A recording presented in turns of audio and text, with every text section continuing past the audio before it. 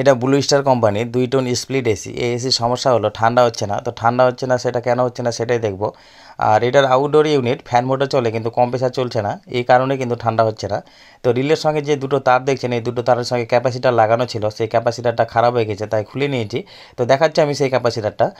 সেই capacitor side MFD এটাই লাগানো ছিল। আর এখানে এই ক্যাপাসিটারটার পরিবর্তে আমি আরেকটা ক্যাপাসিটার নিয়ে এসেছি, টিপকন কোম্পানির সাইড এমএফডি ক্যাপাসিটার। এই ক্যাপাসিটারটা লাগাবো, লাগানোর পর দেখবো কম্প্রেসার চলে কিনা।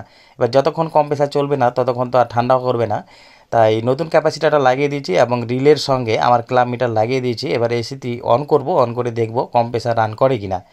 তো এসিতে পাওয়ার দিয়ে দিয়েছি, এবার রিমোটে 16 ডিগ্রি টেম্পারেচার সেট করে দিচ্ছি। এবার কিছুক্ষণ দাঁড়াবো, দাঁড়ানোর পর দেখব কি অবস্থা।